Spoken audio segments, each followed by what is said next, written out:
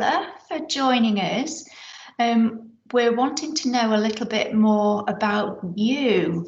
Matthew, just introduce yourself. Sure. So I'm Matt Richardson. I am the Senior Advisor for the People Skills and Talent team at the Business Growth Hub, and I'm also an Enterprise Advisor for Oasis Academy in Media City, Salford. And Paula, introduce yourself. Hi there, I'm a business advisor on the People Skills and Talent team with Matt, and I'm a business advisor for Salford, and I'm also an enterprise advisor for St Ambrose Barlow in Salford. So it seems to me like you are perfectly placed to help us understand how we can support businesses, schools and colleges in Greater Manchester. So Paula, just you first, you work with a lot of businesses in your day job, and I'm just wondering, as COVID is sort of on the rise again in Greater Manchester, what's the overall feeling in the business community? Is it a bit of a temperature check just now? How are they feeling? I think that what's been really impressive with the businesses that I work with, that from the beginning of lockdown that impacted really heavily on many of them in that they ceased trading, through to the last few months where some businesses have seen it come back to normal, is just the sheer resilience that businesses have shown, you know, diversifying often with products and services, moving quickly into online remote working positions, and some businesses showing real leadership and, you know, consideration for the well-being of their staff, which in turn, you know, increases staff engagement. So I think that they're sort of ready for the next challenges that they're going to face, you know, with whatever happens in the coming weeks. And Paula, it's a word that we hear a lot when we talk about business, so pivoting. Have you found that businesses have pivoted? What are some examples of what they've done to go online? So, I mean, first of all, actually moving to online working, a lot of businesses had to do that in order to sort of continue to operate, and the Business Growth Hub was able to support businesses to do that. Additionally, moving products and services online. I've got a great client who is a brewery and also run pubs. So the pubs shut down, you know, immediately, and so they were able to move much more, you know, increase their brewery capacity and really push the digital marketing side. And I've had two brilliant electricity-based companies who've diversified into more green products, such as electric vehicle charging, which has seen a high demand in the past few months also. Matt, sort of a similar question to you really, but how have they approached pivoting and going online? And do you think that schools and colleges could look to the business community and learn, pick up some tips really, how they've gone from face-to-face to online? Definitely, I suppose a positive thing, if there is many positives over the last kind of 6 months, is that unfortunately it's forced businesses to move more digitally. So whether it's through face-to-face meetings, moving to virtual, Microsoft Teams, Zoom, Skype, etc., it's proved that meetings become a lot more efficient. Obviously, you're cutting out travel time of those meetings. So from a perspective, you can potentially get a lot more done throughout the week regarding meetings. Now, where the businesses match with the schools, we've already started with the virtual interactions with businesses and schools now. So my school in particular, we've done a number of calls with people virtually. And I suppose one of the other positives has been there's no boundaries on business scope. We'd have included travel time to and from a school. And I think if you eradicate that and you eradicate the boundaries of where people are engaging through schools, I was saying to Sophie that we've got most of the schools that have engaged with businesses. The businesses haven't been from Greater Manchester anyway. They've been from places like Oxford, Hull, Derby, Liverpool. We've had Nigeria, so Lagos. We've had Abu Dhabi. All different businesses that perhaps we'd have never engaged with previously to support with schools. So if you can think from a kind of opportunity for a young person, that's extremely aspirational for them to be able to speak to people like that. And Matthew, just tell me about how young people have reacted to talking to businesses in Abu Dhabi. Well, to be honest, so one of the remits that we have with businesses engaging with schools is for them to talk about their current role, to talk to them about that journey they took to get to where they are now. The person that we spoke to in Abu Dhabi was originally from Manchester, moved to Abu Dhabi when he was 21, 22, is now 29. We didn't talk about anything to do with his role. We talked about the decision-making process of moving to another country, embracing another culture, how it is to find a job over there, how to build your own networks. So it's more of the kind of softer skills rather than necessarily the business skills, which I think is just as important when speaking to young people as it is around the actual qualifications and career progression. Yeah, totally. I'm just going to move on to a slightly different question, or going back to what you said about using digital and moving online. So I'm kind of thinking, do you think it's important for young people to have those digital skills? And maybe that links into what are the growth? We know that digital is, but how important is that digital knowledge now? Absolutely. I mean, if you kind of look at it from the from an age perspective, the issue we're having currently is the opposite. So kind of over 50s community around digital inclusion, that's where we're struggling. It's not necessarily young people lacking the digital skills. As you've mentioned, the kind of digital sector is booming from this perspective.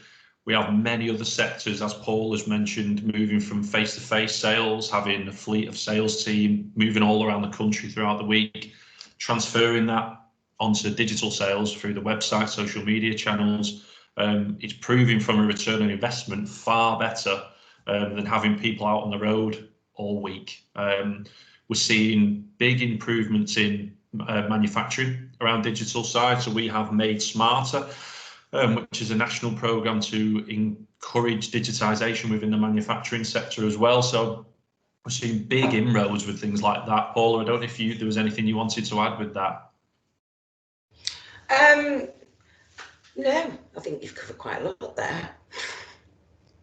Paula, I'm just wondering whether you have seen any sort of trends, whether it be in different sectors or different skills that are needed, or anything that's on the increase, anything that's on the decrease. Yeah, well, one thing that we definitely saw a trend of from sort of the start of lockdown onwards, excuse me, was the need really for businesses to upskill their teams. This might be because they might have had to put some staff on furlough and they were missing skills, or they were diversifying, so they had to increase the skill set required. So certainly a lot of demand that we've seen from our clients is support with training and development of their staff to help meet business needs, operations, and increase productivity. Additionally, once again, talking about the digital side, a lot of demand for digital marketing support or roles. I have seen quite a lot of clients able to safeguard, their current teams, but positively speaking, I've got a number of clients who are expanding their teams as well. And a lot of the roles that are being created are on the digital marketing side, and often, using perhaps sort of student internships or student placements. And a lot of clients are interested in the Kickstart scheme as a way to take on a placement of somebody, that might already have experience in that area as well. And just thinking about sort of teachers and careers leaders in schools, so what are the skills that they really need to be making sure that young people leave school with?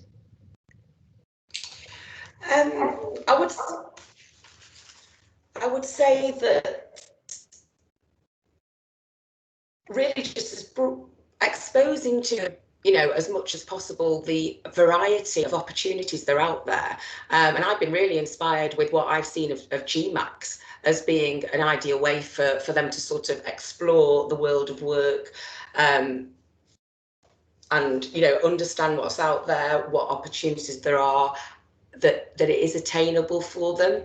But I do think that good digital skills, you know, an ability to research, is also, you know, a good skill to have. But I do think that the work that the enterprise advisors do and the support of GM Bridges is, you know, for me, seems to be the really good grounding for them to be developing the skills through the curriculum and through the supported you know, learning that's offered. So, Matthew, I think that a lot of schools are worried about asking businesses for help. They need help, they need to be growing their business network, but they're probably thinking businesses have got way too much on their plate and too many other things to think about. I mean, is that what you're seeing? We're seeing, you're right, we're seeing a lot of businesses really thinking in the grand scheme of things, it perhaps is a little bit further down the priority list as it would have been. However, I would kind of counteract that with doing virtual sessions is a lot more effective and a lot more efficient than it would have been for the kind of face-to-face ones where, as I mentioned earlier, kind of attending a school. So asking a business to take out half an hour of the day is a lot more achievable than asking a business to take maybe 2.5, 3 hours out of a day when if you're talking logistical travel times. So I think from passionate businesses and the passionate about young people, you will have businesses who want to give back regardless of their current situation. Myself and Paul have seen lots of different businesses who unfortunately have seen a lot of negative effects over the last 6 months. However, on a positive note, we've seen a lot of businesses who are doing extremely well during this time as well. And I think it shouldn't really just be the kind of school's advice would be, don't bother businesses. If you don't ask, you don't get. I think it's having those really good relationships with businesses, utilising the enterprise advisors who have those networks with existing businesses already. Certainly, me and Paul are in a really good position where we speak to businesses on a daily basis. So we're in a good position to know where they are within our area. But I just think it's really important that you're building those relationships with them. You don't just want necessarily businesses to come and do a talk and that's it. You never see them again. We're trying to build sustainable relationships so they can get involved in different avenues, different things with the schools. We don't want these relationships just to die a death after one view or one talk. Because it will be a constant battle to get new businesses in all the time. So it's important that we're bringing in businesses and building on the relationship. Because although it might be a talk initially, they might want to get involved with an activity of some sort. They might want to get involved with perhaps mock interviews, engaging with parents networks, and engaging with kind of governors, anything like that. But until we've had that first initial conversation, that's the starting point, really. That's where we need to build on and build the buy-in with the businesses in the school. And Paula, just a final question. So we're talking to careers leaders here, and as an enterprise advisor and somebody who talks to businesses every day, what would be your advice to a brand new careers leader, been given the role, didn't know where to begin, and what would be your top tips for building a successful business network around the school? Where would they start? Well, my advice would be to, you know, start with what's right in front of you. You've got a rich resource all around you within school. So I would be starting with the Board of Governors, you know, you're going to have parent governors on there, you're going to have community governors, as well as the education-based individuals, and get those on board. Tell them your strategy, tell them your dream, and get them rooting for you. They're going to have their own networks as well, and they're going to want you to succeed. And obviously, get in touch with the parents. You're going to have people who work in businesses, who run businesses, you know, really raise the profile of the career strategy and get the parents involved. You might be able to set up a focus group of like-minded, you know, parents who want to help you drive that strategy forwards. Use your PTA.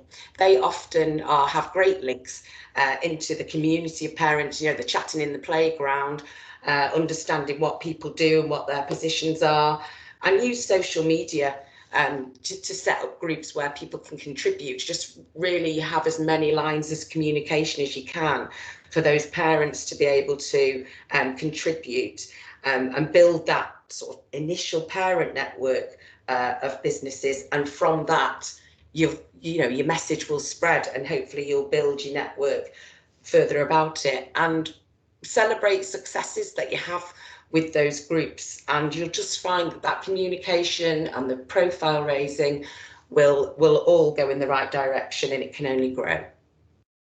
That's just brilliant advice. Yeah, a wonderful place to start, and the support is there, and people do want to help, don't they? They do. So that's brilliant. Just we're going to finish up there. Do you have any sort of closing remarks or any information that you definitely want a careers leader to get? Well, I would add that the businesses that I've spoken to are really interested in being involved with schools, and it all goes on with what Matt was talking about earlier, in that it's a lot easier to get involved because it's all virtual. You're not taking up, you know, too much of people's time, and also because we are virtual, we can share businesses' stories across the Greater Manchester network. So, you know, schools can share those resources, and we've got the hubs that are going to help us to do that. But the businesses I'm talking to are really interested in letting you know, schools know about what they do, because there will be, you know, employees of the future coming through, but also raising their own profiles in the local community. It's, you know, it's a two-way street. It's beneficial on both sides.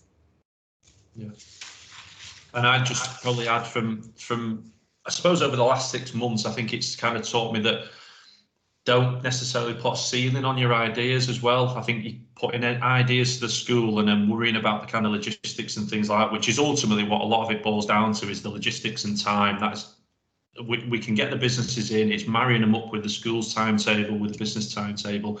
That's often what is the most challenging thing. And I think having those open conversations with businesses is really useful. As Paula mentioned, reduction on travel time makes a big difference. Something that I would say would be really important as well is building allies within the teaching community within your school as well. We're not expecting to get the buy-in from every single teacher from minute one. We'd hope so. That's ultimately what we'd hope so, but it's not necessarily going to be the case. There might be teachers want to see it done with other lessons first to build up a bit of social proof and see what the impacts have been, using case studies. So if you're inviting a business to speak within a specific subject or topic, let that teacher provide feedback not only to the business but also to the colleagues as well. This is what we did, this is what the process was, this is what the impacts were, and it will help build that buy-in with the rest of the school. That's what we ultimately want to achieve. It's not a thing, but it certainly helps with that relationship process down the line. Brilliant. Thank you so much for your time today. Thank you. No problem. Thank you. Thank you.